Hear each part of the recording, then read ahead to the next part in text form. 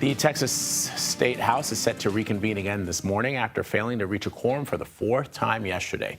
In an exclusive interview with CBS News Texas, Governor Greg Abbott slammed the state Democrats who continue to block the redistricting and said there should be consequences for failing to show up.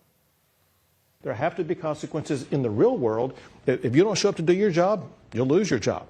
Same thing should happen with regard to Texas House members. If they don't show up to do their job, they should lose their job. I'm seeking to vacate them or remove them from office because they were refusing to show up and do their job. I want to bring in CBS News political reporter Hunter Woodall to break this all down. Okay, Hunter, the governor and Texas Democrats seem to have differing views on whether the state constitution allows lawmakers to break quorum. What can you tell us?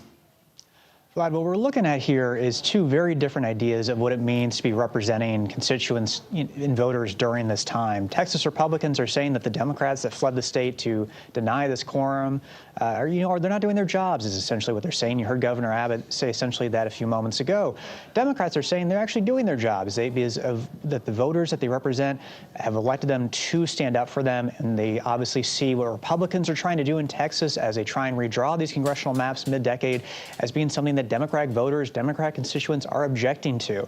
And this has all become full of national intrigue. It's become full of national tension. Obviously, this was a push that originated in Washington with the hopes from President Trump and his allies to get new GOP-favored congressional seats in Texas. But it really does come down now to a local issue between how Republicans and Democrats in Texas eventually find an off-ramp to these tensions. So Governor Abbott says Texas Republicans could expand GOP congressional seats beyond the 5 that the president is targeting. What can you tell me about that? That was the fascinating thing from that interview. And I was doing some math, here earlier, looking at the numbers. Texas has 38 congressional seats right now. That number doesn't change even in this redistricting. They have 38 U.S. House seats. They have 13 of those seats are currently represented by Democrats, or were won by Democrats in the 2024 election. Now, they're already saying they're going to redraw 5 of those 13 seats to favor Republicans.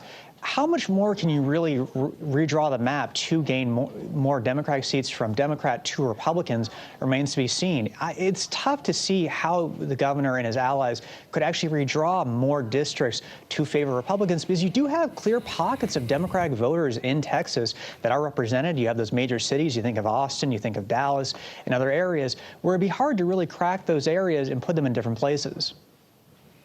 Other states are trying to follow suit, as you know, Hunter, and redraw their congressional maps. Will those be successful, or does it depend on who's in control of the state governments?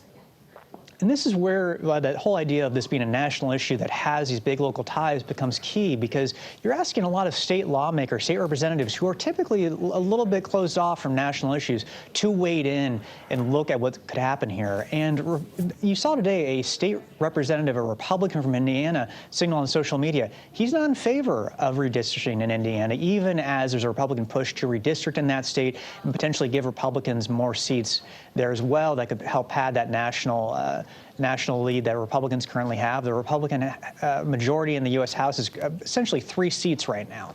Now, any districts they pick up in this redistricting could help them keep those seats in the 2026 midterms. But again, it's a major issue, and you think Missouri could redistrict. That's a Republican-led state with Democratic districts. Indiana, potentially Florida. This is far from being a done deal, and Democrats are going to try and offset any of those gains by redrawing Republican districts in the Democratic-led state of California. This back and forth has shown no signs of ending, and I think we're far from a resolution at this point. All right, Hunter, with some really, really great analysis for us this morning from our D.C. Bureau. Hunter Woodall, thank you very much, buddy.